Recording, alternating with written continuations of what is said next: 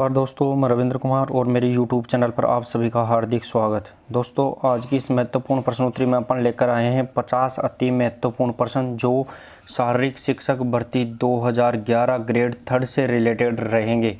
तो दोस्तों, यहाँ पर शारीरिक शिक्षक भर्ती 2011 ग्रेड थर्ड के प्रश्न आपको हल करवाए जाएंगे, यानी पूर्व प्रश्न पत्र का यहाँ पे रिविजन करवाया जाएगा। तो चलिए दोस्तों, आज की अपनी इम्पोर्टेंट प्रश्नोत्तरी और आप 50 प्रश्नों में से कितने प्रश्नों को सही कर पाते हैं और पूर्व पेपर का जो लेवल होता था वो क्या रहेगा वो भी आप जान पाएंगे। तो चलिए दोस्तों, आज की इस इम्पोर्टेंट प्रश्नोत्तरी और आज की सीरीज़ रहेगी अपनी सीरीज़ नंबर 25 और आज की इम्पोर्टेंट सीरीज़ में आप कितने प्रश्नों का सही जवाब दे पाते हैं वो ज़रूर देखें। और दोस्तों, प्रतिदिन की महत्वपूर्ण पीडीएफ और आंसर की भी प्राप्त करने के लिए आप टेलीग्राम चैनल जो कि कमेंट बॉक्स में दिए गए लिंक से आप ज्वाइन करके प्राप्त कर सकते हैं, ये भी आपको सुनिश्चित करना है। तो चलिए दोस्तों, आज की अपनी प्रश्नोत्तरी रहेगी वो रहेगी 2011 प्रश्न पत्र ग्रेड थर्ड के रिवीजन से संबंधित। तो चलिए दोस्तों, आज की अपनी प्रश्नोत्तरी में यहाँ पे शारीरिक शिक्षक भर्ती 2011 ग्रेड थर्ड से रिलेटेड अपनी महत्वपूर्ण प्रश्नोत्तरी रहेगी, ये भी आपको ध्यान रखना है। तो दोस्तों, आज की जो प्रश्नोत्तरी में आप पेपर का लेवल यानी प्रश्न किस प्रकार पूछे जाते हैं वो भी आप अनुमान लगा सकते हैं। तो चलिए दोस्तों, इस प्रश्नोत्तरी में आज का पहला और इम्पोर्टेंट प्रश्न रहेगा अपना प्रश्न नंबर 1। प्रश्न नंबर 1 देखिए दोस्तों, गति के नियम का प्रतिपादक कौन है? ये पूछा गया था 2011 से रिलेटेड भर्ती ग्रेड थर्ड में कि गति के नियम का प्रतिपादक कौन है, ये आपको बताना है दोस्तों। जो गति के नियम का प्रतिपादक कौन है दोस्तों, यहाँ पे गैलीलियो, न्यूटन, अरस्तु, जेबिनेस, इनमें से कौन सा रहेगा? तो प्रश्न नंबर 1 और इसका सही आंसर रहेगा दोस्तों न्यूटन गति के नियम का प्रतिपादक था, ये आपको ध्यान रखना है। चलिए दोस्तों, नेक्स्ट और अगला प्रश्न रहेगा अपना प्रश्न नंबर 2।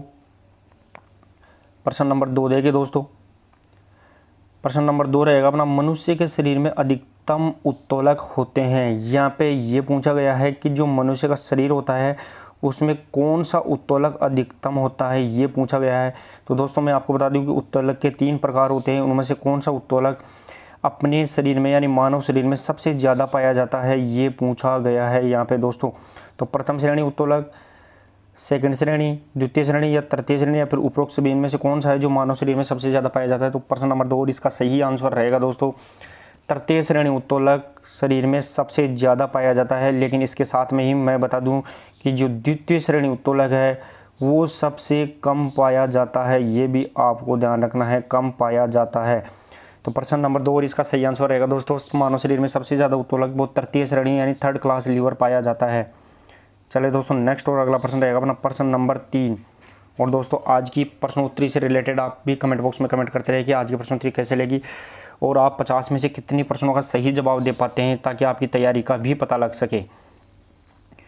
चलिए दोस्तों, प्रश्न नंबर 3 रहेगा दूसरी श्रेणी के लीवर में होता है। यहाँ पे जो सेकंड क्लास लीवर होता है उसमें पूछा गया है कि दूसरी श्रेणी का जो लीवर होता है उसमें क्या होता है, ये पूछा गया है यहाँ पे दोस्तों। तो यहाँ पे प्रतिरोध आधार तथा बल के बीच में होता है, बल आधार तथा प्रतिरोध के बीच में, आधार बल तथा प्रतिरोध के बीच में, या उपरोक्त में से कोई नहीं, ये पूछा गया है। तो द्वितीय श्रेणी के लीवर में यानी जो बीच में होता है वो कौन सा फैक्टर आता है और साइड में कौन से फैक्टर आते हैं, ये पूछा गया है यहाँ पे। तो प्रश्न नंबर 2 और इसका सही आंसर प्रश्न नंबर 3 और इसका सही आंसर रहेगा प्रतिरोध आधार तथा बल के बीच में होता है, ये आपको ध्यान रखना है। प्रश्न नंबर 3 और इसका सही आंसर रहेगा दोस्तों प्रतिरोध आधार तथा बल के बीच में होता है, यह आपको ध्यान रखना है। तो चलिए दोस्तों, नेक्स्ट और अगला प्रश्न रहेगा अपना प्रश्न नंबर 4। प्रश्न नंबर 4 देखिए दोस्तों, मेरुदंड के एक तरफ के मोड़ को कहते हैं, यानी मेरुदंड यानी रीढ़ की हड्डी के एक तरफ के जो झुकाव हो जाता है वो उसको क्या कहते हैं, ये आपको बताना है। और दोस्तों, इनसे रिलेटेड अपन ने लगभग अपने चैनल पे सभी क्लासेस कंप्लीट कर ली है, तो आप उनको जाकर देख सकते हैं और ऐसे प्रश्नों को भी आसानी से जवाब दे सकते हैं। तो मेरुदंड के एक तरफ के मोड़ को क्या कहते हैं? यहाँ पे जो काइफोसिस, लॉर्डोसिस, स्कोलियोसिस या फिर स्पॉन्डोलाइटिस, इनमें से कौन सा होगा, ये आपको बताना है। दोस्तों, जो अपनी रीढ़ की हड्डी होती है उसके एक तरफ झुकाव यानी कोई भी तरफ हो सकता है, चाहे ये वाला हो चाहे ये वाला, तो इसमें से एक तरफ जो झुकाव हो जाता है तो उस मोड़ को क्या कहते हैं, कौन सी बीमारी कहेंगे, ये आपको बताना है। तो प्रश्न नंबर 4 और इसका सही आंसर रहेगा दोस्तों स्कोलियोसिस कहते हैं, यह आपको ध्यान रखना है। तो एक तरफ रीढ़ की हड्डी को, एक तरफ झुकाव को स्कोलियोसिस कहेंगे। चलिए दोस्तों नेक्स्ट और अगला प्रश्न रहेगा अपना प्रश्न नंबर 5। प्रश्न नंबर 5 देखिए दोस्तों, एब्रेजन की चोट है, यहाँ पे जो एब्रेजन है वो किसकी चोट है ये पूछा गया है। एब्रेजन किसकी चोट है ये पूछा गया है दोस्तों, इंपॉर्टेंट भी रहेगा। और इससे संबंधित भी अगर आपने क्लासेस नहीं देखे तो वो यूट्यूब पर आप आसानी से आर के फिजिकल एजुकेशन क्लासेस पे देख सकते हैं। तो एब्रेजन किसकी चोट है ये पूछा गया है। यहाँ पे हड्डी की चोट, त्वचा की चोट, मांसपेशी की चोट या फिर लिगामेंट की चोट, इनमें से कौन सी चोट रहेगी।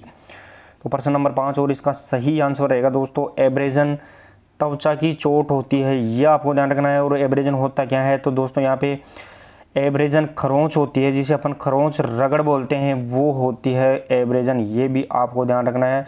तो क्या होती है, तो वो हिंदी में अगर आपको इस दूसरे शब्दों में देखें तो एब्रेजन का मतलब होता है वो रगड़ होती है। तो प्रश्न नंबर 5 और इसका सही आंसर रहेगा दोस्तों त्वचा की चोट। चलिए दोस्तों नेक्स्ट और अगला प्रश्न रहेगा अपना प्रश्न नंबर 6। और दोस्तों प्रत्येक प्रश्न का आप आंसर कमेंट बॉक्स में भी टाइप करते रहेगा। और वीडियो आपको पसंद आता है तो आप वीडियो को जरूर शेयर करते रहे और चैनल को लाइक सब्सक्राइब भी करना ना भूलें। प्रश्न नंबर 6 देखिए दोस्तों, गति के तीसरे नियम को ऐसे भी जानते हैं। यहाँ पे जो न्यूटन ने गति के नियम दिए हैं उनमें से जो तीसरा नियम है उसको किस नाम से, यानी ये पूछा गया है कि किस नाम से या फिर ऐसे भी जानते हैं, ये बताना है आपको। तो न्यूटन का जो तीसरा नियम है, गति का नियम, क्रिया प्रतिक्रिया का नियम या फिर जड़त्व का नियम, गति वृद्धि का नियम, इनमें से कौन सा रहेगा ये पूछा गया है दोस्तों। तो गति के तीसरे नियम को ऐसे भी जाना जाता है। तो प्रश्न नंबर 6 और इसका सही आंसर रहेगा दोस्तों क्रिया और प्रतिक्रिया का नियम, यानी एक्शन रिएक्शन लॉ, ये न्यूटन का थर्ड नियम रहेगा, ये आपको ध्यान रखना है। तो दोस्तों मैं आपको बता दूं आज की प्रश्नोत्तरी इसका लाने का उद्देश्य है कि लगभग यहाँ से बहुत से प्रश्न पूछे जाते हैं और ज़्यादातर प्रश्न तो आपको ATG यानी सेम टू सेम ही आपको मिल जाते हैं। तो इसका अपन ने रिवाइज 2011 के प्रश्न पत्र का इसलिए रिवाइज यहाँ पे किया गया है। तो प्रश्न नंबर 6 और इसका सही आंसर रहेगा दोस्तों क्रिया और प्रतिक्रिया का नियम। चले दोस्तों नेक्स्ट और अगला प्रश्न रहेगा अपना प्रश्न नंबर 7। प्रश्न नंबर 7 देखिए दोस्तों, मोच के उपचार के लिए सबसे अच्छा तुरंत उपचार है, ये पूछा गया है कि अगर मोच हो जाती है तो उसके उपचार के लिए, यानी मोच के उपचार के लिए सबसे अच्छा, और दोस्तों वो भी तुरंत, यहाँ पे तुरंत पूछा गया है कि चोट लगते ही, मोच होते ही कौन सा उपचार तुरंत करना चाहिए, ये पूछा गया है। तो गर्म उपचार, बर्फ़ से उपचार, जल चिकित्सा या फिर मिट्टी से उपचार कौन सा है जो कि तुरंत उपचार होना चाहिए। यहाँ पे दोस्तों सबसे मेन बात रहेगी तुरंत, यानी लगते ही कौन सा उपचार सबसे पहले करते हैं। तो प्रश्न नंबर 7 और इसका सही आंसर रहेगा दोस्तों बर्फ़ से उपचार, यानी आइस की जो थेरेपी की जाती है वो रहेगी मोच पे, तुरंत लगते ही बर्फ़ के उपचार यानी बर्फ़ से छिड़काव करना चाहिए। चलिए दोस्तों नेक्स्ट और अगला प्रश्न रहेगा अपना प्रश्न नंबर 8। और दोस्तों आज की अपनी महत्वपूर्ण प्रश्नोत्तरी में अपन ने 50 प्रश्नों को सिलेक्ट किया है कि जिसमें से आप कितने परसेंट ज़्यादातर सही कर पाते हैं वो भी आप कमेंट बॉक्स में कमेंट करते रहे। प्रश्न नंबर 8 देखिए दोस्तों, शारीरिक शिक्षा के लक्ष्य हैं, ये पूछा गया है। यहाँ पे शारीरिक शिक्षा के लक्ष्य पूछे गए हैं कि कौन सा लक्ष्य है शारीरिक शिक्षा का, वो बताना है आपको। तो दोस्तों शारीरिक शिक्षा के लक्ष्य में स्वास्थ्य का सुधार, दीर्घ आयु यानी उम्र में वृद्धि, व्यक्तित्व का संपूर्ण विकास यानी होल डेवलपमेंट, और या फिर नाड़ी मांसपेशियों का विकास, इनमें से कौन सा रहेगा ये आपको बताना है। तो प्रश्न नंबर 8 और इसका सही आंसर रहेगा दोस्तों शारीरिक शिक्षा के लक्ष्य को व्यक्ति का संपूर्ण विकास किया जाता है, ये ध्यान में रखा जाता है। तो प्रश्न नंबर 8 का सही आंसर रहेगा दोस्तों व्यक्तित्व का संपूर्ण विकास। चले दोस्तों नेक्स्ट और अगला प्रश्न रहेगा अपना प्रश्न नंबर 9। प्रश्न नंबर 9 देखिए दोस्तों, खेल समाज शास्त्र का संबंध है, यहाँ पे जो खेल समाज शास्त्र का संबंध किससे रहेगा ये पूछा गया है दोस्तों, यानी खेल समाज शास्त्र क्या अपने को क्या सिखाती है या क्या फ़ायदा देती है वो पूछा गया है। तो दोस्तों खेल समाज शास्त्र से अभिप्रेरणा से होता है, मानसिक प्रशिक्षण से, या फिर समूह के आपसी तालमेल से, या फिर शारीरिक कृत्यों से, इनमें से कौन सा है जो खेल समाज शास्त्र का संबंध रहेगा ये आपको बताना है। तो प्रश्न नंबर 9 और इसका सही आंसर रहेगा दोस्तों समूह के आपसी तालमेल, यानी ग्रुप के जो यूनिटी होती है वो रहेगी समाज शास्त्र, वो अपने को सिखाती है। तो चलिए दोस्तों नेक्स्ट और अगला प्रश्न रहेगा अपना प्रश्न नंबर 10। प्रश्न नंबर 10 देखिए दोस्तों, शारीरिक शिक्षा का संबंध है, यहाँ पे शारीरिक शिक्षा का संबंध किससे रहेगा ये पूछा गया है और इम्पोर्टेंट भी रहेगा दोस्तों। शारीरिक शिक्षा का संबंध किससे है? विज्ञान शिक्षा, प्रौढ़ शिक्षा, स्वास्थ्य शिक्षा, सभी के लिए शिक्षा, इनमें से कौन सा ऑप्शन है जिसके द्वारा शारीरिक शिक्षा का संबंध होता है, ये आपको बताना है। तो प्रश्न नंबर 10 और इसका सही आंसर रहेगा दोस्तों स्वास्थ्य शिक्षा, इसका संबंध शारीरिक शिक्षा से होता है, ये आपको ध्यान रखना है। तो स्वास्थ्य शिक्षा यानी फिजिकल एजुकेशन, ये शारीरिक शिक्षा जो हेल्थ एजुकेशन से रिलेटेड रहेगी, ये भी आपको ध्यान रखना है। तो चलिए दोस्तों नेक्स्ट और अगला प्रश्न रहेगा अपना प्रश्न नंबर 11। प्रश्न नंबर 11 और दोस्तों आज की प्रश्नोत्तरी आपको कैसी लगी वो भी आप कमेंट बॉक्स में कमेंट करके बताते रहे और प्रत्येक प्रश्न का आंसर भी आप कमेंट बॉक्स में टाइप करते रहे। और डेली की प्रतिदिन क्लासों की आप PDF प्राप्त करने के लिए भी आप दिए गए कमेंट बॉक्स में लिंक पर आप टेलीग्राम ज्वाइन करके प्राप्त कर सकते हैं। तो प्रश्न नंबर 11 देखिए दोस्तों, कौन सा कारक शारीरिक स्वास्थ्य पर प्रभाव नहीं डालता है, यानी इनमें से कौन सा फैक्टर है जो अपने शारीरिक स्वास्थ्य पर प्रभाव बिल्कुल नहीं डालेगा, ये पूछा गया है। यहाँ पे दोस्तों नहीं डालता है ये पूछा गया, ये आपको ध्यान रखना है। तो इनमें से कौन सा है जिसका शारीरिक स्वास्थ्य पर प्रभाव नहीं डालता है? तो संतुलित भोजन, लिखाई और पढ़ाई, प्रतिदिन व्यायाम और गहरी निद्रा और आराम, इनमें से कौन सा फैक्टर है जो अपने शारीरिक स्वास्थ्य पर प्रभाव नहीं डालेगा? तो प्रश्न नंबर 11 और इसका सही आंसर रहेगा दोस्तों लिखाई और पढ़ाई, ये अपने स्वास्थ्य पर प्रभाव नहीं डालता है। इसके अलावा चाहे संतुलित भोजन नहीं लेंगे तो बीमार हो जाएंगे, प्रतिदिन व्यायाम नहीं करेंगे तो भी बीमार होने की संभावना, और गहरी नींद और आराम नहीं लेंगे तो इससे मानसिक थकान भी आएगी। तो ये शारीरिक स्वास्थ्य पर प्रभाव डालते हैं, लेकिन लिखाई और पढ़ाई ये नहीं डालेगा। तो चलिए दोस्तों नेक्स्ट और अगला प्रश्न रहेगा अपना प्रश्न नंबर 12। प्रश्न नंबर 12 देखिए दोस्तों, शारीरिक स्वास्थ्य महत्वपूर्ण है क्योंकि यहाँ पे ये पूछा गया है कि शारीरिक स्वास्थ्य अपने लिए महत्वपूर्ण है, लेकिन ये क्यों है ये बताना है आपको कि शारीरिक स्वास्थ्य महत्वपूर्ण है क्योंकि, यानी किस लिए महत्वपूर्ण है ये आपको बताना है। तो इनमें से दोस्तों ये भाईचारा बढ़ाने में सहायक है, ये अमीर जीवन बिताने में सहायक है, ये सकारात्मक सोच के लिए आवश्यक है, या फिर ये गुणात्मक जीवन बिताने के लिए आवश्यक है। इनमें से कौन सा रहेगा जो शारीरिक स्वास्थ्य महत्वपूर्ण है इसलिए? तो ये आपको बताना है कि शारीरिक स्वास्थ्य महत्वपूर्ण क्यों है। तो प्रश्न नंबर 12 और इसका सही आंसर रहेगा दोस्तों ये गुणात्मक जीवन बिताने के लिए सहायक होता है, ये आपको ध्यान रखना है। इसलिए शारीरिक स्वास्थ्य अच्छा होना चाहिए कि अपन पूरी ज़िंदगी कोई भी काम आसानी से कर सके, सभी कार्यों को आसानी से ढंग से कर सके, इसलिए गुणात्मक जीवन बिताने के लिए शारीरिक स्वास्थ्य महत्वपूर्ण होता है। चलिए दोस्तों नेक्स्ट और अगला प्रश्न रहेगा अपना प्रश्न नंबर 13। प्रश्न नंबर 13 देखिए दोस्तों, प्रश्न नंबर 13 रहेगा शारीरिक शिक्षा की आवश्यकता है, ये पूछा गया है। यहाँ पे जो शारीरिक शिक्षा की आवश्यकता है वो क्यों है, यानी शारीरिक शिक्षा की आवश्यकता क्यों है ये पूछा गया है दोस्तों, इंपॉर्टेंट भी रहेगा प्रश्न नंबर 13। तो शारीरिक शिक्षा की आवश्यकता मनुष्य के संबंधों को समझाने के लिए होती है, प्राकृतिक संपदा को बचाने के लिए होती है, या लोगों के आम स्वास्थ्य में सुधार के लिए होती है, या फिर आनुवंशिकता तथा वातावरण को समझाने के लिए होती है। इनमें से किस लिए शारीरिक शिक्षा की आवश्यकता होती है वो आपको बताना है। तो प्रश्न नंबर 13 और इसका सही आंसर रहेगा दोस्तों लोगों के आम स्वास्थ्य में सुधार के लिए शारीरिक शिक्षा की आवश्यकता होती है, यह आपको ध्यान रखना है।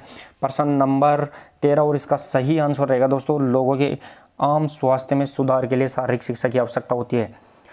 चलिए दोस्तों नेक्स्ट और अगला प्रश्न रहेगा अपना प्रश्न नंबर 14।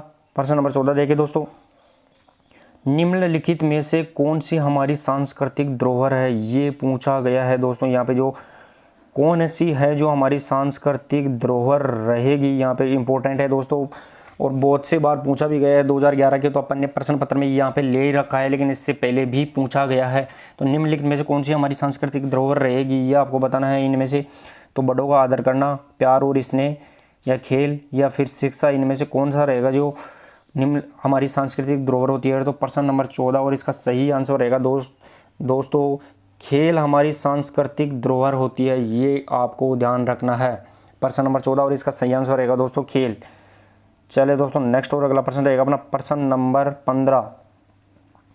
प्रश्न नंबर 15 देखिए दोस्तों, स्वस्थता यानी वेलनेस का महत्व है, ये किसका, इसलिए यहाँ पे जो स्वस्थता है यानी वेलनेस है इसका महत्व क्या होता है ये पूछा गया है। तो स्वस्थता या वेलनेस का महत्व क्या है ये आपको बताना है। तो दोस्तों स्वच्छता ये आपकी आवश्यकता को पूरा करने में सहायक होती है, ये दूसरों से मेल मिलाप बढ़ाने में सहायक होती है, ये अच्छी आदतें अंतर्निवेश करने में सहायक होती है, या फिर ये अच्छे जीवन यापन में सहायक होती है। इनमें से कौन सा रहेगा ये आपको बताना है। तो दोस्तों ऐसे प्रश्नों में लगभग ऐसा लगता है कि सभी आंसर रहेंगे, लेकिन इनमें से आपको वो फैक्ट देखना है जो सबसे ज़्यादा उचित रहता है। तो स्वच्छता का या वेलनेस का महत्व रहेगा, वो रहेगा प्रश्न नंबर 15, और इसका सही आंसर रहेगा दोस्तों ये अच्छे जीवन यापन में सहायक होती है। ये आपको ध्यान रखना है, अच्छे जीवन यापन में स्वच्छता या वेलनेस का महत्व होता है। चलिए दोस्तों नेक्स्ट और अगला प्रश्न रहेगा अपना प्रश्न नंबर 16। प्रश्न नंबर 16 देखिए दोस्तों, किन्सियोलॉजी का अध्ययन से संबंध है। ये पूछा गया है कि किन्सियोलॉजी का अध्ययन किस लिए किया जाता है, ये पूछा गया है। तो किन्सियोलॉजी का अध्ययन, इसका संबंध किससे है, ये पूछा गया है दोस्तों किन्सियोलॉजी जो कि गतिकी विज्ञान में होती है, तो यहाँ पे किन्सियोलॉजी का संबंध किससे है, शारीरिक स्वस्थता से, मोटर क्रियाओं से, मानव क्रियाओं से, या मानव विज्ञान से, या मानव क्रियाओं से, इनमें से कौन सा है जिसके द्वारा किन्सियोलॉजी का संबंध होता है, ये आपको बताना है दोस्तों। प्रश्न नंबर 16 भी इम्पोर्टेंट रहेगा। तो प्रश्न नंबर 16 और इसका सही आंसर रहेगा दोस्तों, मानव क्रियाओं से किन्सियोलॉजी का संबंध होता है, यानी मानव क्रियाएं जो मानव गतिविधियां होती है उनसे किन्सियोलॉजी का संबंध रहेगा, ये आपको ध्यान रखना है। और दोस्तों अगर आप कमेंट बॉक्स में आज की प्रश्नोत्तरी से संबंधित पीडीएफ भी कमेंट बॉक्स में दिए गए लिंक के द्वारा टेलीग्राम ज्वाइन करके आप प्राप्त कर सकते हैं, वो भी बिल्कुल निःशुल्क, ये आपको फ़ायदा दिया गया है। तो प्रश्न नंबर 17 देखिए दोस्तों, अंतर्राष्ट्रीय टेबल टेनिस संघ की स्थापना किस वर्ष में हुई, ये आपको बताना है दोस्तों। फेडरेशन से रिलेटेड प्रश्न है कि अंतर्राष्ट्रीय टेबल टेनिस यानी टीटी संघ यानी अंतर्राष्ट्रीय टेबल टेनिस संघ की स्थापना किस वर्ष में हुई है, ये पूछा गया है दोस्तों। यहाँ पे जो वर्ष है वो पूछा गया है कि किस वर्ष में, और जो फेडरेशन रहेगा वो इंटरनेशनल यानी अंतर्राष्ट्रीय रहेगा, ये भी आपको ध्यान रखना है दोस्तों। तो प्रश्न नंबर 17 और इसका सही आंसर क्या रहेगा, ये आपको बताना है दोस्तों कि अंतर्राष्ट्रीय टेबल टेनिस महासंघ का जो स्थापना हुई थी कब हुई थी। प्रश्न नंबर 17 और इसका सही आंसर रहेगा दोस्तों 1926 में अंतर्राष्ट्रीय टेबल टेनिस महासंघ की स्थापना हुई थी, ये आपको ध्यान रखना है। चलिए दोस्तों नेक्स्ट और अगला प्रश्न रहेगा अपना प्रश्न नंबर 18। प्रश्न नंबर 18 देखिए दोस्तों, कबड्डी में लोना के लिए कितने अंक दिए जाते हैं, ये पूछा गया है 2011 से रिलेटेड प्रश्न पत्र में। तो कबड्डी में लोना के लिए कितने अंक दिए जाते हैं, यहाँ पे दोस्तों लोना का अर्थ क्या होता है वो मैं आपको बता देता हूँ, लेकिन लोना के लिए कितने अंक दिए जाते हैं वो पूछा गया है। तो दोस्तों यहाँ पे जो लोना होता है वो लोना का मतलब होता है कि पूरी टीम एक बार आउट हो जाती है, यानी कंप्लीट टीम आउट हो जाती है, तब अतिरिक्त कितने अंक दिए जाएंगे, यहाँ पे अतिरिक्त कितने अंक दिए जाएंगे उसे बोलते हैं लोना, ये आपको ध्यान रखना है। तो यहाँ पे बताना है कि लोना के लिए कितने अंक दिए जाते हैं, 4 अंक, 5 अंक, 2 अंक, 3 अंक, इनमें से कौन सा रहेगा प्रश्न नंबर 18। और प्रश्न नंबर 18 का सही आंसर रहेगा दोस्तों लोना के लिए 2 अंक दिए जाते हैं, ये आपको ध्यान रखना है। चलिए दोस्तों नेक्स्ट और अगला प्रश्न रहेगा अपना प्रश्न नंबर 19। और दोस्तों आज की प्रश्नोत्तरी से रिलेटेड भी आप जरूर अपने कमेंट बॉक्स में जवाब देते रहे कि आज की प्रश्नोत्तरी कैसी लगी, और आप लगभग 50 प्रश्नों में से कितने प्रश्नों का सही आंसर दे पाते हैं वो भी आप कमेंट बॉक्स में जरूर टाइप करते रहे। और दोस्तों अगर आज की प्रश्नोत्तरी आपको पसंद आए तो वीडियो को जरूर शेयर करते रहे, लाइक करें और चैनल को सब्सक्राइब भी करना ना भूलें। और प्रतिदिन की महत्वपूर्ण क्लासों में जो कल की अपनी इंपॉर्टेंट क्लास रहेगी दोस्तों, वो कल सुबह अपनी इंपॉर्टेंट क्लास रहेगी, यानी संतुलन इक्विलिब्रियम से संबंधित रहेगी, उसे भी लेना ना भूले। शॉर्ट एंड स्वीट क्लास रहेगी, लेकिन दोस्तों उसमें निश्चित तौर पर 1 या 2 प्रश्न पूछे ही जाएंगे, तो उसे भी आप सुबह 8 AM पर लेना न भूले, वो भी अपना इंपॉर्टेंट रहेगा दोस्तों।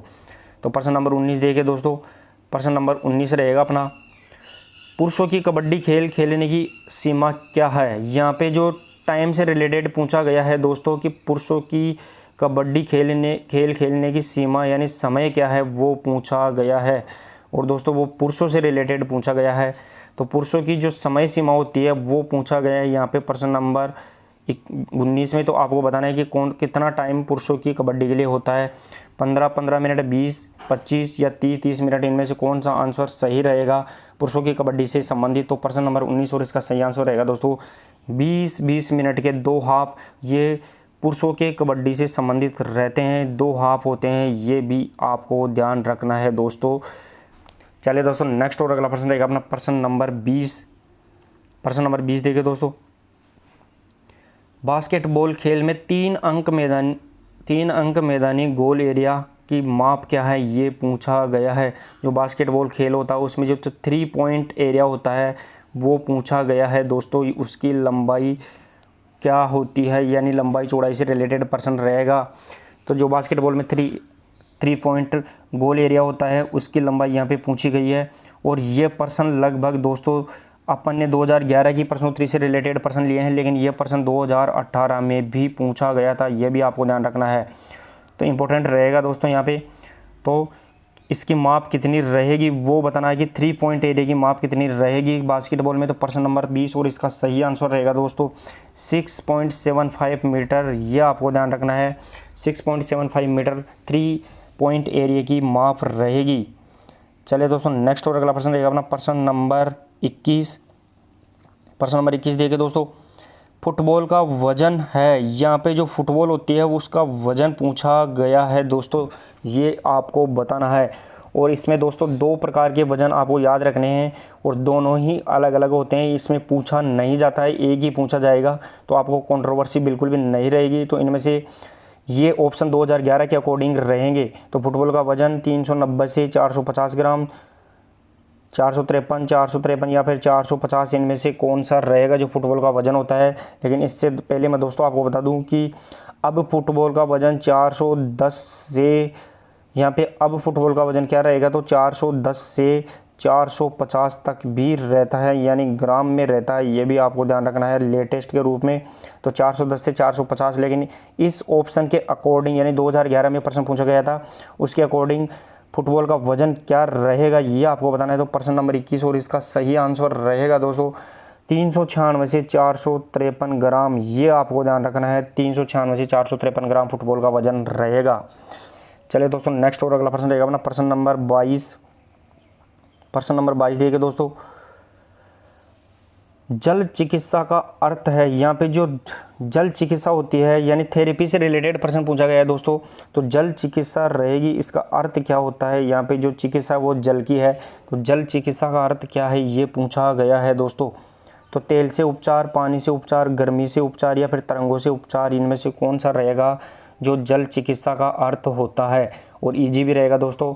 तो प्रश्न नंबर 22 और इसका सही आंसर रहेगा दोस्तों पानी से जो उपचार किया जाता है वो जल चिकित्सा होती है। और इसके अंदर दोस्तों अपन क्या क्या देखते हैं, पानी से उपचार के लिए हाइड्रोथेरेपी, ये अपने को ध्यान रखना है। हाइड्रोथेरेपी होती है, क्रायोथेरेपी होती है, कंट्रास्ट बात होती है, ये सभी जल की चिकित्सा होती है जो गर्म और ठंडी रहेगी। लेकिन कौन सी चिकित्सा, वो जल से रहेगी यानी पानी से उपचार से संबंधित रहेगी। तो प्रश्न नंबर 22 और इसका सही आंसर रहेगा दोस्तों पानी से उपचार। नेक्स्ट और अगला प्रश्न रहेगा दोस्तों प्रश्न नंबर 23। प्रश्न नंबर 23 देखिए दोस्तों, 400 मीटर बाधा दौड़ में अंतिम बाधा से समाप्ति रेखा की दूरी कितनी होती है, ये आपको ध्यान रखना है। और ये प्रश्न भी इम्पोर्टेंट रहेगा, रिपीट हो सकता है दोस्तों। तो 400 मीटर बाधा दौड़, यहाँ पे जो हर्डल रेस है बाधा दौड़ है उसमें अंतिम बाधा की समाप्ति रेखा से दूरी कितनी होती है वो पूछा गया है। तो दोस्तों जो हर्डल रेस होती है उसमें जो हर्डल होता है यानी बाधा होती है उसकी फिनिश लाइन से कितनी दूरी होती है वो पूछा गया है। इससे पहले भी मैंने बहुत बार प्रश्नोत्तरी में ये प्रश्न करवाए दिए हैं कंप्लीट। तो इसमें अंतिम बाधा की दूरी क्या रहेगी, तो प्रश्न नंबर 23 और इसका सही आंसर रहेगा दोस्तों अंतिम बाधा से फिनिश लाइन की दूरी वो 40 मीटर होती है, ये आपको ध्यान रखना है। प्रश्न नंबर 23 और इसका सही आंसर रहेगा दोस्तों 40 मीटर। चलिए दोस्तों नेक्स्ट और अगला प्रश्न रहेगा अपना प्रश्न नंबर 24। गोला फेंक के सेक्टर का कोण कितना होता है, ये आपको बताना है कि जो शॉट पुट होता है उसके जो सेक्टर होता है उसके सेक्टर का कोण यानी एंगल कितना होता है, ये आपको बताना है। तो दोस्तों जो गोला फेंक के सेक्टर का कोण पूछा गया है यहाँ पे, तो गोला फेंक के सेक्टर का जो कोण रहेगा दोस्तों, जो कोण होता है वो पूछा गया है कि कोण कितने कितने कितने का एंगल रहेगा, ये आपको एंगल बताना है यहाँ पे। तो दोस्तों इंपॉर्टेंट रहेगा यहाँ पे। तो गोला फेंक के अंदर जो सेक्टर का कोण होता है वो कितना रहेगा ये आपको बताना है। तो प्रश्न नंबर 24 और इसका सही आंसर रहेगा दोस्तों 34.92 डिग्री, ये सेक्टर का कोण होता है। यानी ये जो कोण होता है ये कोण 34.92 डिग्री का रहेगा, ये आपको ध्यान रखना है दोस्तों। तो सही आंसर रहेगा दोस्तों प्रश्न नंबर 24 का 34.92 डिग्री गोला फेंक के सेक्टर का कोण रहता है। चलिए दोस्तों नेक्स्ट और अगला प्रश्न रहेगा अपना प्रश्न नंबर 25। प्रश्न नंबर 25 देखिए दोस्तों, समाजशास्त्र के दृष्टिकोण से निम्नलिखित में से प्रथम समूह कौन सा है। ये आपको बताना है कि समाजशास्त्र के दृष्टिकोण से, यहाँ पे जो समाजशास्त्र है ये है, ध्यान रखना है। तो समाजशास्त्र के दृष्टिकोण से जो निम्नलिखित ये समूह दिए गए हैं उसमें से जो प्रथम समूह होता है वो कौन सा है, ये पूछा गया है। तो इम्पोर्टेंट और इजी भी रहेगा दोस्तों। खेल संगठन, राजनीतिक दल, परिवार और समुदाय, इनमें से कौन सा रहेगा जो समाजशास्त्र के दृष्टिकोण से प्रथम समूह होता है। तो प्रश्न नंबर 25 और इसका सही आंसर रहेगा दोस्तों परिवार व्यक्ति का प्रथम समूह या समाजशास्त्र के दृष्टिकोण से प्रथम समूह रहेगा, यह आपको ध्यान रखना है। तो चलिए दोस्तों नेक्स्ट और अगला प्रश्न रहेगा अपना प्रश्न नंबर 26 और आज की प्रश्नोत्तरी से रिलेटेड आप अपने जवाब भी कमेंट बॉक्स में जरूर टाइप करते रहे। और आप प्रतिदिन की क्लासों की पीडीएफ और आंसर की प्राप्त करने के लिए आप कमेंट बॉक्स में दिए गए टेलीग्राम लिंक को ज्वाइन करके भी आप डेली क्लासों की पीडीएफ और आंसर की भी प्राप्त कर सकते हैं। तो प्रश्न नंबर 26 और देखिए दोस्तों इंपॉर्टेंट प्रश्न रहेगा, जांघ के विकास के लिए सबसे अच्छा व्यायाम है। यहाँ पे जो थाई होती है, जांघ होती है, जांघ के विकास के लिए जो सबसे अच्छा व्यायाम पूछा गया है वो कौन सा है, ये आपको बताना है दोस्तों। जो थाई से रिलेटेड एक्सरसाइज होती है वो कौन सी इंपॉर्टेंट रहेगी। तो लंबमान कूद यानी लंबी कूद, पूरी बैठक लगाना, दौड़ना या वजन के साथ आधी बैठक लगाना, ये इंपॉर्टेंट इनमें से कौन सा रहेगा कि यानी जांघ के विकास के लिए सबसे अच्छा एक्सरसाइज व्यायाम कौन सी रहेगी। तो प्रश्न नंबर 26 और इसका सही आंसर रहेगा दोस्तों वजन के साथ आधी बैठक लगानी, यानी बिल्कुल हाफ स्टेक करना चाहिए, ये आपको ध्यान रखना। आधी बैठक वजन के साथ में आधी बैठक लगाना पड़ता है, ये तब सही होती है, ये जांघ के लिए होती है, ये आपको ध्यान रखना है। तो वजन उठाने के बाद में अपन जो आधी बैठक लगाते हैं वो ध्यान रखना है, वो जांघ की थाई की एक्सरसाइज के लिए इंपॉर्टेंट रहेगी। चलिए दोस्तों नेक्स्ट और अगला प्रश्न रहेगा अपना प्रश्न नंबर 27 और आज की प्रश्नोत्तरी आपको कैसी लगी वो भी आप कमेंट बॉक्स में कमेंट करके जरूर बताते रहे दोस्तों। प्रश्न नंबर 27 और बहुत बार रिपीट भी हो चुका है दोस्तों ये प्रश्न, लेट शब्द प्रयोग होता है, यानी लेट शब्द किस में प्रयोग होता है ये आपको बताना है। यहाँ पे शब्द कौन सा रहेगा, तो वो लेट रहेगा, और इसका प्रयोग किस में होता है वो आपको बताना है। तो लेट शब्द का प्रयोग किस में रहेगा ये आपको बताना है दोस्तों, इंपॉर्टेंट रहेगा। तो softball, table tennis, volleyball, korfball, इनमें से कौन सा रहेगा ये आपको बताना है कि ये इम्पोर्टेंट भी रहेगा दोस्तों। तो प्रश्न नंबर 27 और इसका सही आंसर क्या रहेगा ये आपको बताना है। तो लेट का संबंध, प्रश्न नंबर 27 और इसका सही आंसर रहेगा दोस्तों टीटी, यानी टेबल टेनिस से रिलेटेड शब्द है वो लेट रहेगा। चले तो नेक्स्ट और अगला प्रश्न रहेगा अपना प्रश्न नंबर 28 और दोस्तों आज की प्रश्नोत्तरी से रिलेटेड आप कितना स्कोर 50 में से अचीव कर पाते हैं वो जरूर देखिए। और आज की तैयारी से रिलेटेड आपकी तैयारी का भी पता लग जाएगा कि कैसे प्रश्न लगभग एग्जाम में पूछे जाते हैं और रिपीट होते हैं, ये भी आप जरूर कमेंट बॉक्स में ध्यान रखिए। तो चले दोस्तों प्रश्न नंबर 28 और अपना इंपॉर्टेंट प्रश्न रहेगा, ग्रीष्मकालीन ओलंपिक 2000 के खेल का स्थान था, ये पूछा गया है। यहाँ पे जो सन 2000 के अंदर जो ग्रीष्मकालीन ओलंपिक हुआ था वो कौन से स्थान पर हुआ था ये पूछा गया है। सीधा आपको स्थान से रिलेटेड और सन 2000 का पूछा गया है, ये कौन से जगह पे ओलंपिक हुआ था, एथेंस में, सियोल में या फिर अटलांटा, सिडनी, इनमें किस में से हुआ था ये आपको ध्यान रखना है। तो प्रश्न नंबर 28 और इसका सही आंसर रहेगा दोस्तों ग्रीष्मकालीन ओलंपिक सन 2000 का खेल का स्थान वो रहेगा सिडनी ओलंपिक, ये आपको ध्यान रखना है। जो सिडनी ओलंपिक था वो सन 2000 का ओलंपिक रहेगा और ये ऑस्ट्रेलिया में हुआ था, ये आपको ध्यान रखना है। और इसमें इंपॉर्टेंट रहेगा वो फैक्ट मैं और आपको बता दूं, तो इसके अंदर जो कर्णम मल्लेश्वरी भारोत्तोलन यानी वेट लिफ्टिंग के अंदर इसमें ब्रॉन्ज मेडल जीत के लाई थी और पहली भारतीय महिला मेडलिस्ट बन गई थी, वो थी कर्णम मल्लेश्वरी। वो सिडनी ओलंपिक सन 2000 के ओलंपिक में ब्रॉन्ज मेडल जीतने वाली महिला भी थी। चलिए दोस्तों नेक्स्ट और अगला प्रश्न रहेगा अपना प्रश्न नंबर 29 और दोस्तों आज की प्रश्नोत्तरी से रिलेटेड अगर आपको प्रश्नोत्तरी पसंद आती है तो आप वीडियो को जरूर शेयर करें और चैनल को सब्सक्राइब और लाइक करना भी नहीं भूलें। प्रश्न नंबर 29 देखिए दोस्तों, पेले एक प्रसिद्ध खिलाड़ी था, यहाँ पे जो पेले है वो किस खेल का प्रसिद्ध खिलाड़ी था ये पूछा गया है। तो पेले एक प्रसिद्ध खिलाड़ी था, यानी कौन से खेल का प्रसिद्ध खिलाड़ी था पेले, ये आपको बताना है दोस्तों, इंपॉर्टेंट रहेगा। तो बास्केटबॉल में, फुटबॉल में, हॉकी में या फिर वॉलीबॉल में, इनमें से कौन से गेम में पेले एक प्रसिद्ध खिलाड़ी था और इम्पोर्टेंट रहेगा दोस्तों प्रश्न नंबर 29 और इसका सही आंसर रहेगा दोस्तों पेले एक फुटबॉल का खिलाड़ी था, ये आपको ध्यान रखना है, पेले एक फुटबॉल से रिलेटेड खिलाड़ी था।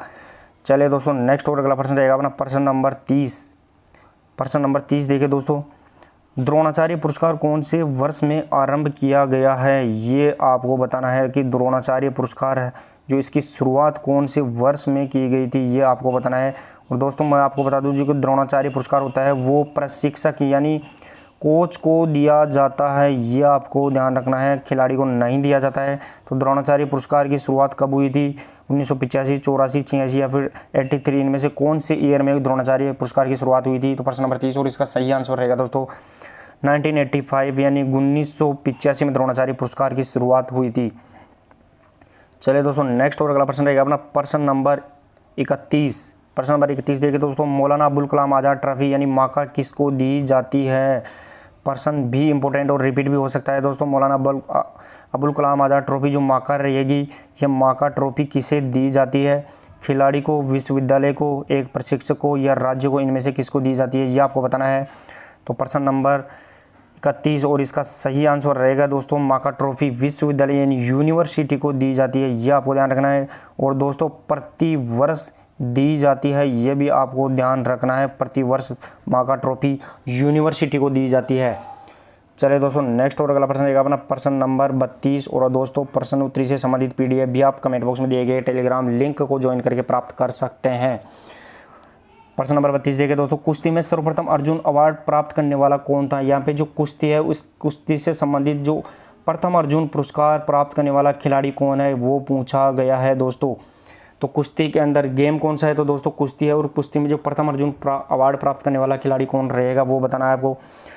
तो दोस्तों सतपाल सिंह, सुशील कुमार, मास्टर चंदगीराम या फिर उदय चंद, इनमें से कौन सा है जो कुश्ती में प्रथम अर्जुन अवार्ड प्राप्त करने वाला खिलाड़ी था? तो प्रश्न नंबर 32 और इसका सही आंसर रहेगा दोस्तों उदय चंद कुश्ती में प्रथम अर्जुन अवार्ड प्राप्त करने वाला खिलाड़ी था, ये आपको ध्यान रखना है। चलिए दोस्तों नेक्स्ट और अगला प्रश्न रहेगा अपना प्रश्न नंबर 33। प्रश्न नंबर 33 देखिए दोस्तों, ओलंपिक झंडे में कौन सा रंग नहीं होता है? ये आपको बताना है दोस्तों कि ओलंपिक झंडे में कौन सा रंग नहीं होता है। यहाँ पे दोस्तों नहीं पूछा गया है कि ओलंपिक झंडे में कौन सा रंग नहीं होता है। तो दोस्तों मैं बता दूं आपको, जो ओलंपिक झंडा होता है उसके अंदर अपने कितने छल्ले होते हैं? तो वो अपने छल्ले रहेंगे यहाँ पे 5 छल्ले होते हैं, ये आपको ध्यान रखना है। तो उनमें से जो कौन सा रंग नहीं होता है ये आपको बताना है। तो दोस्तों यहाँ पे इसमें होता है, पहले जो छल्ला होता है इसमें जो पहला छल्ला रहेगा उसमें ब्लू, इसमें येलो, इसमें फिर ब्लैक और इसमें ग्रीन और इसमें रेड रहेगा, ये आपको ध्यान रखना है इस प्रकार। तो इनमें से कौन सा रंग नहीं है? तो सीधा सीधा और इसका आंसर निकल के आएगा दोस्तों गुलाबी रंग ओलंपिक झंडे में नहीं होता है, ये झंडे का जो छल्ला होता है उसमें नहीं रहेगा, ये आपको ध्यान रखना है। तो चलिए दोस्तों नेक्स्ट और अगला प्रश्न रहेगा अपना प्रश्न नंबर 34। प्रश्न नंबर 34 देखिए दोस्तों, राजीव गांधी खेल रत्न पुरस्कार किस वर्ष शुरू हुआ? ये आपको बताना है, राजीव गांधी खेल रत्न पुरस्कार किस वर्ष शुरू हुआ था। और दोस्तों इसका वर्तमान नाम चेंज करके मेजर ध्यानचंद खेल रत्न अवार्ड कर दिया गया है, लेकिन 2011 में ये प्रश्न पूछा गया था राजीव गांधी खेल रत्न अवार्ड किस वर्ष शुरू हुआ था। जो वर्तमान नाम चेंज करके मेजर ध्यानचंद खेल रत्न अवार्ड कर दिया गया है, ये भी आपको ध्यान रखना है। तो इसकी शुरुआत कब हुई थी वो आपको बताना है दोस्तों, इंपॉर्टेंट भी रहेगा। तो प्रश्न नंबर 34 और इसका सही आंसर रहेगा दोस्तों 1991-92 में राजीव गांधी खेल रत्न अवार्ड यानी वर्तमान में मेजर ध्यानचंद खेल रत्न अवार्ड की शुरुआत हुई थी। प्रश्न नंबर 34 और इसका सही आंसर रहेगा दोस्तों 1991-92 में। चले दोस्तों नेक्स्ट और अगला प्रश्न रहेगा अपना प्रश्न नंबर 35। प्रश्न नंबर 35 देखिए दोस्तों, ओलंपिक के झंडे पर 5 अलग अलग रंग के आपस में मिले हुए छल्ले दर्शाते हैं, यानी जो ओलंपिक झंडा होता है उसमें जो 5 छल्ले होते हैं वो अलग अलग रंग के होते हैं, वो क्या दर्शाते हैं ये आपको बताया गया है। यहाँ पे जो उनका मकसद क्या रहेगा वो पूछा गया है। तो दोस्तों जो 5 छल्ले रहेंगे उस 5 छल्लों में से जो इनका मकसद क्या होता है ये पूछा गया है दोस्तों, यहाँ पे ये आपको ध्यान रखना है। तो प्रश्न नंबर 35 में बताना है कि जो 5 झंडे एक दूसरे से मिले हुए हैं, मतलब मानव जाति में भाईचारा, आदमी की खेल भावना, अंतर्राष्ट्रीय सहयोग या दुनिया की एकता, इनमें से कौन सा रहेगा।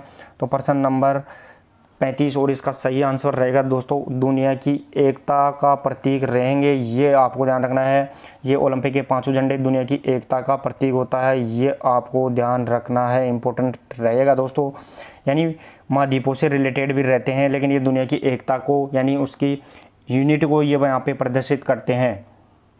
चलिए दोस्तों नेक्स्ट और अगला प्रश्न रहेगा अपना प्रश्न नंबर 36।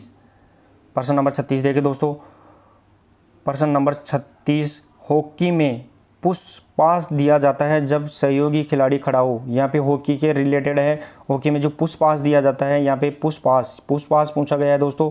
ये कब दिया जाता है ये पूछा गया है, यानी सहयोगी खिलाड़ी कितनी दूरी पर खड़ा हो तब पुश पास दिया जाता है, ये आपको बताना है। तो इन पे इसमें इंपॉर्टेंट रहेगा दोस्तों, लंबी दूरी पर, थोड़ी दूरी पर, या फिर जन पास गति, या फिर जब विरोधी खिलाड़ी के पास आपके और सहयोगी खिलाड़ी के बीच की दूरी, इसके किस आधार पर दिया जाता है ये आपको बताना है दोस्तों। तो हॉकी में पुश पास कब दिया जाता है, और इसका सही आंसर रहेगा दोस्तों, थोड़ी दूरी पर खिलाड़ी होता है तब पुश पास दिया जाता है, ये आपको ध्यान रखना है। तो सही आंसर रहेगा दोस्तों, थोड़ी दूरी पर खिलाड़ी रहने पर पुश पास दिया जाता है। चलिए दोस्तों नेक्स्ट और अगला प्रश्न रहेगा अपना प्रश्न नंबर 37। प्रश्न नंबर 37 देखिए दोस्तों, और दोस्तों आज की प्रश्नोत्तरी से रिलेटेड भी आप अपने कमेंट बॉक्स में ज़रूर जवाब देते रहे, और आज की प्रश्नोत्तरी आपको कैसे लगी वो ज़रूर बताते रहे, और आपने कितना स्कोर 50 में से अचीव कर पाते हैं वो कमेंट बॉक्स में ज़रूर बताइए। और प्रतिदिन की महत्वपूर्ण क्लासों से संबंधित पीडीएफ भी आप नीचे दिए गए कमेंट बॉक्स में जो लिंक दिया गया है टेलीग्राम, उसको ज्वाइन करके भी आप प्राप्त कर सकते हैं। प्रश्न नंबर 37 देखिए दोस्तों, मांसपेशियों को उस प्रकार को बताइए जो शरीर के गति करते समय सिकुड़ती है, यानी जो मसल्स जो अपन काम करते हैं उस टाइम जो मसल्स का छोटा होना होता है या सिकुड़ती है, उसे क्या कहा जाता है ये पूछा गया है दोस्तों। यहाँ पे कौन जो मसल्स का जो छोटा रूप हो जाते हैं, अपन जो भी काम करते हैं स्टार्ट करते हैं मांसपेशी, उस टाइम में मांसपेशी अनिवार्यतः छोटी होती है, तो उसका छोटा होना क्या कहलाता है ये पूछा गया है। तो दोस्तों यहाँ पे जो पूछा गया है वो आंसर कौन सा रहेगा, यानी एगोनिस्ट, एंटागोनिस्ट, न्यूट्रलाइजर और स्टेबलाइजर, इनमें से कौन सा रहेगा ये आपको बताना है।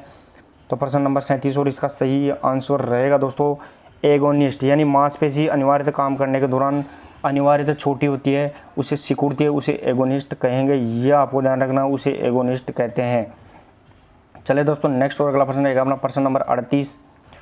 प्रश्न नंबर 38 देखिए दोस्तों, हड्डी टूटने पर तुरंत क्या उपचार है, ये आपको बताना है कि हड्डी टूटने पर, यहाँ पे दोस्तों हड्डी टूटने पर तुरंत उपचार पूछा गया है कि तुरंत उपचार क्या है। दोस्तों यहाँ पे शब्द पे ध्यान देना है कि तुरंत उपचार पूछा गया है कि हड्डी टूटने पर तुरंत क्या उपचार कर सकते हैं अपन, वो पूछा गया है। तो दोस्तों यहाँ पे जो टिटेनस विरोधी इंजेक्शन लगाए, या फिर बर्फ से उपचार करे, चोट वाली बाह की हलचल को बंद करे, या फिर रोगी को डॉक्टर के पास लेकर जाए, तो कौन सा ऑप्शन रहेगा, आंसर रहेगा जो हड्डी के टूटने के बाद तुरंत उसके उपचार में देते हैं।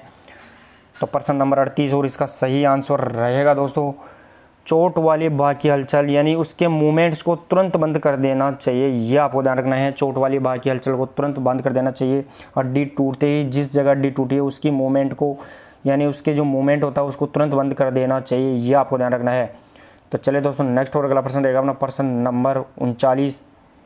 प्रश्न नंबर 39 देखिए दोस्तों, राष्ट्रीय अनुशासन योजना कब आरंभ हुई थी, ये आपको बताना है कि नेशनल डिसिप्लिनरी स्कीम, यानी नेशनल डिसिप्लिनरी स्कीम जिसे अपन शॉर्ट में NDS भी बोलते हैं, ये आपको ध्यान रखना है। तो NDS राष्ट्रीय अनुशासन योजना कब आरंभ हुई थी, ये आपको बताना है कब आरंभ हुई थी, इंपॉर्टेंट है दोस्तों। तो यहाँ पे 1953, 56, 55 या 54 इनमें से कौन सा ईयर रहेगा जब NDS यानी नेशनल डिसिप्लिनरी स्कीम राष्ट्रीय अनुशासन योजना का प्रारंभ हुआ था, ये आपको ध्यान रखना है। तो प्रश्न नंबर 39 और इसका सही आंसर रहेगा दोस्तों 1954। 1954 में NDS स्कीम, और इस पे फैक्ट के रूप में बताऊं तो जुलाई 1954 में NDS स्कीम जिसके प्रथम अध्यक्ष JK भोंसले रहेंगे, वो भी आपको ध्यान रखना है। JK भोंसले इसके NDS स्कीम के प्रथम जो अध्यक्ष थे वो भी थे, ये भी आपको ध्यान रखना है। तो प्रश्न नंबर 39 का सही आंसर रहेगा दोस्तों 1954 में NDS स्कीम की प्रारंभ हुआ था। चलिए दोस्तों नेक्स्ट और अगला प्रश्न रहेगा अपना प्रश्न नंबर 40, और लगभग अपने 50 क्वेश्चन कंप्लीट होने वाले हैं दोस्तों। तो अभी तक आपने कितना स्कोर पूर्व प्रश्न पत्र 2011 में अचीव किया है वो भी आपको पता लग जाएगा। तो प्रश्न नंबर 40 देखिए दोस्तों, भारत ने दूसरी बार एशियन खेल कौन से वर्ष में कराए थे, ये आपको बताना है दोस्तों कि सेकंड एशियन गेम्स या दूसरे एशियन गेम्स भारत ने कब करवाए थे, ये पूछा गया है दोस्तों, इंपॉर्टेंट है। इससे पहले मैं आपको बता दूं कि दोस्तों जो एशियन गेम्स थे वो 1951 में प्रथम बार भारत ने ही स्टार्ट करवाए थे, यानी फर्स्ट बार भारत ने 1951 में नई दिल्ली में प्रथम बार यहाँ पे ऐसे ही खेलों का आयोजन किया था। लेकिन यहाँ पे प्रश्न पूछा गया है दूसरी बार भारत ने कब ऐसे ही खेलों का आयोजन किया था, ये पूछा गया है। यानी 2010, 1982, 1951 या 1976, इनमें से कौन सा ऑप्शन रहेगा। तो प्रश्न नंबर 40 और इसका सही आंसर रहेगा दोस्तों 1982। 1982 में भारत ने दूसरी बार ऐसे खेलों का आयोजन किया था और ये 9वें क्रम के थे। ये भी आपको ध्यान रखना है, 9वें क्रम के ऐसे खेल जो भारत ने दूसरी बार 1982 में करवाए थे। चलिए दोस्तों नेक्स्ट और अगला प्रश्न रहेगा अपना प्रश्न नंबर 41। प्रश्न नंबर 41 देखिए दोस्तों, प्रश्न नंबर 41 रहेगा अपना, ग्रीस का मुख्य उद्देश्य था। यहाँ पे एक जो ग्रीस था, पुराना यूनान, पूर्व यूनान जिसे अपन बोलते हैं, ग्रीस का उद्देश्य क्या था ये पूछा गया है। इसका मुख्य उद्देश्य पूछा गया है दोस्तों कि ग्रीस का मुख्य उद्देश्य क्या था। प्राचीन ग्रीस था, जो एथेंस था, यूनान था, उसमें जो इसका मुख्य उद्देश्य था वो क्या था। तो यहाँ पे अच्छे नागरिक को तैयार करना, अच्छे विद्वान तैयार करना, अच्छे योद्धा तैयार करना या अच्छे खिलाड़ी तैयार करना, इनमें से कौन सा मुख्य उद्देश्य प्राचीन ग्रीस का रहेगा वो आपको बताना है। तो प्रश्न नंबर 41 और इसका सही आंसर क्या रहेगा दोस्तों ये आपको बताना है। तो प्रश्न नंबर 41 का सही आंसर रहेगा दोस्तों प्राचीन अच्छे योद्धा तैयार करना, ये ग्रीस का मुख्य उद्देश्य था, ये आपको ध्यान रखना है। तो अच्छे योद्धा, यहाँ पे ये अच्छे सैनिक तैयार करना, वो ग्रीस का मुख्य उद्देश्य था, ये आपको ध्यान रखना है। तो चले दोस्तों नेक्स्ट और अगला प्रश्न रहेगा अपना प्रश्न नंबर 42। प्रश्न नंबर 42 देखिए दोस्तों, जॉर्ज विलियम ने किस वर्ष YMCA की स्थापना की। यहाँ पे जो YMCA की स्थापना या जो इंटरनेशनल यानी वर्ल्ड लेवल पे पूछी गई है दोस्तों, जो जॉर्ज विलियम इसका प्रथम बार इसकी जो YMCA की स्थापना की थी वो कब की थी ये पूछा गया है। तो दोस्तों इंपॉर्टेंट रहेगा दोस्तों, जॉर्ज विलियम्स ने YMCA की स्थापना 1838, 42, 41, 44 में से कौन सी सन को YMCA की स्थापना जॉर्ज विलियम्स के द्वारा की गई थी ये आपको बताना है। तो प्रश्न नंबर 42 और इसका सही आंसर रहेगा दोस्तों 1844 में जॉर्ज विलियम ने YMCA की स्थापना की थी, ये आपको ध्यान रखना है। चलिए दोस्तों नेक्स्ट और अगला प्रश्न रहेगा अपना प्रश्न नंबर 43। प्रश्न नंबर 43 देखिए दोस्तों, प्राचीन ग्रीस में अपोलो था, ये आपको बताना है कि प्राचीन ग्रीस था उसमें जो अपोलो था ये अपोलो कौन था ये पूछा गया है दोस्तों। जो प्राचीन ग्रीस से रिलेटेड प्रश्न है तो उसमें जो अपोलो था ये कौन था ये पूछा गया है। और दोस्तों प्रतिदिन की क्लासों की PDF भी आप नीचे कमेंट बॉक्स में दिए गए कमेंट लिंक से आप टेलीग्राम ज्वाइन करके प्रतिदिन की PDF और आंसर की भी प्राप्त कर सकते हैं। और दोस्तों कल अपनी जो क्लास रहेगी इंपॉर्टेंट, वो कल सुबह 8 AM पर अपनी क्लास रहने वाली है, वो संतुलन यानी इक्विलिब्रिएशन ये रहेगी और इम्पोर्टेंट है दोस्तों। वहाँ से 1 या 2% निश्चित तौर से आधी घंटा यानी आधे घंटे की क्लास में पूछे जाएंगे, वो भी आप लेना न भूलें। तो कल सुबह 8 बजे फिर जुड़ना, आप कल सुबह 8 बजे वाली क्लास में जुड़ना न भूलें, ये भी आपके लिए इम्पोर्टेंट रहेगा दोस्तों। तो प्रश्न नंबर 43 का आंसर देखें दोस्तों, यहाँ पे प्राचीन ग्रीस में अपोलो कौन था ये आपको बताना है कि ये आग का देवता, समुद्र का देवता, पानी का देवता या फिर घाव बढ़ने का देवता कौन सा रहेगा। तो प्रश्न नंबर 43 और इसका सही आंसर रहेगा दोस्तों घाव बढ़ने वाला यानी हीलिंग देवता यानी घाव बढ़ने का देवता रहेगा, ये आपको ध्यान रखना है। तो प्रश्न नंबर 43 का सही आंसर रहेगा दोस्तों घाव बढ़ने का देवता। चलिए दोस्तों नेक्स्ट और अगला प्रश्न रहेगा अपना प्रश्न नंबर 44। प्रश्न नंबर 44 देखिए दोस्तों, प्रश्न नंबर 44 रहेगा YMCA शारीरिक शिक्षा महाविद्यालय का प्रथम प्राचार्य कौन था, ये आपको बताना है कि YMCA यानी यंग मैन क्रिश्चियन एसोसिएशन जो शारीरिक शिक्षा महाविद्यालय उसका प्रथम प्राचार्य कौन था ये पूछा गया है, जिसकी स्थापना 1920 मद्रास में हुई थी, ये आपको ध्यान रखना है दोस्तों। जो 1920 मद्रास के अंदर YMCA की स्थापना हुई थी यानी शारीरिक शिक्षा महाविद्यालय की स्थापना हुई थी, इसका प्रथम प्राचार्य कौन था ये आपको बताना है दोस्तों। यानी JP थॉमस, M रॉबसन या GD सोदी या SC बक, इनमें से कौन है जो YMCA शारीरिक शिक्षा महाविद्यालय का प्रथम प्राचार्य था। तो प्रश्न नंबर 44 और इसका सही आंसर रहेगा दोस्तों HC बक यानी हैरी क्रो बक YMCA शारीरिक शिक्षा महाविद्यालय का प्रथम प्राचार्य था, ये आपको ध्यान रखना है दोस्तों। तो चलिए दोस्तों नेक्स्ट और अगला प्रश्न रहेगा अपना प्रश्न नंबर 45। प्रश्न नंबर 45 देखिए दोस्तों, कंडीशनिंग और रिफ्लेक्स थ्योरी दी गई थी, ये आपको बताना है कि कंडीशनिंग और रिफ्लेक्स थ्योरी जो दी गई थी वो किसके द्वारा दी गई थी, ये आपको बताना है दोस्तों। तो कंडीशनिंग और रिफ्लेक्स थ्योरी किसके द्वारा दी गई थी ये आपको बताना है। यहाँ पे थॉर्नडाइक द्वारा, न्यूटन, गेस्टाल्ट और पेवलोव, इनमें से कौन सा आंसर रहेगा दोस्तों जो कंडीशनिंग और रिफ्लेक्स थ्योरी का रहेगा देने वाला जनक। तो प्रश्न नंबर 45 और इसका सही आंसर रहेगा दोस्तों पावलोव ने कंडीशनिंग थ्योरी दी थी, ये आपको ध्यान रखना है। तो सही आंसर रहेगा दोस्तों प्रश्न नंबर 45 का पावलोव। चलिए दोस्तों नेक्स्ट और अगला प्रश्न रहेगा अपना 46। प्रश्न नंबर 46 देखिए दोस्तों, कक्षा का प्रबंधन निर्भर करता है, ये आपको बताना है कि कक्षा का मैनेजमेंट किस पर निर्भर करता है, जो क्लास का मैनेजमेंट रहेगा वो किस पर निर्भर करेगा, ये आपको बताना है दोस्तों। और इम्पोर्टेंट दोस्तों ऐसे प्रश्न पूछे ही जाते हैं। तो कक्षा में छात्रों की संख्या पर कक्षा का प्रबंधन निर्भर करेगा, सिखाने वाली क्रिया का प्रकार या सामान की उपलब्धता या धन की उपलब्धता, इनमें से कौन से फैक्ट पर कक्षा का प्रबंधन निर्भर करेगा यानी क्लास मैनेजमेंट निर्भर करेगा, ये आपको बताना है। तो प्रश्न नंबर 46 यानी 46 और इसका सही आंसर रहेगा दोस्तों सिखाने वाली क्रिया का प्रकार कैसा है इसके ऊपर डिपेंड करेगा कि कक्षा का फॉर्मेशन या प्रबंधन निर्भर करेगा, ये आपको ध्यान रखना है। तो कक्षा का प्रबंधन निर्भर करेगा वो सिखाने वाली क्रिया किस प्रकार की है, यानी बड़ी क्रिया है छोटी क्रिया है, ये किस पर निर्भर करेगा, ये सिखाने वाली क्रिया के ऊपर निर्भर करेगा। चलिए दोस्तों नेक्स्ट और अगला प्रश्न रहेगा अपना प्रश्न नंबर 47। प्रश्न नंबर 47 देखिए दोस्तों, निम्नलिखित में से कौन सा उत्तम प्रस्तुति ढंग है, ये पूछा गया है। जो प्रेजेंटेशन का उत्तम ढंग रहेगा, उत्तम तरीका रहेगा, यहाँ पे दोस्तों जो प्रेजेंटेशन का उत्तम तरीका रहेगा वो कौन सा है, ये पूछा गया है। निरीक्षण, प्रदर्शन, भाषण तथा वार्तालाप या फिर भाषण, इनमें से कौन सा रहेगा, ये आपको बताना है दोस्तों। और लगभग अपनी प्रश्नोत्तरी कंप्लीट होने वाली है और उसमें 3 प्रश्न और बाकी शेष रहे हैं। तो आप प्रतिदिन की क्लासों की PDF भी नीचे जो कमेंट बॉक्स में जो लिंक दिया गया है वो उससे आप प्राप्त कर सकते हैं टेलीग्राम ज्वाइन करके। तो प्रश्न नंबर 47 और इसका सही आंसर क्या रहेगा, तो उत्तम प्रस्तुति ढंग यानी जो प्रेजेंटेशन का जो मेथड रहेगा वो रहेगा दोस्तों प्रदर्शन मेथड, ये आपको ध्यान रखना है। सही आंसर रहेगा दोस्तों प्रदर्शन मेथड। चलिए दोस्तों नेक्स्ट और अगला प्रश्न रहेगा अपना प्रश्न नंबर 48। सबसे अच्छा अध्यापन का ढंग है, ये पूछा गया है दोस्तों। सबसे अच्छा जो अध्यापन का ढंग है वो कौन सा रहेगा।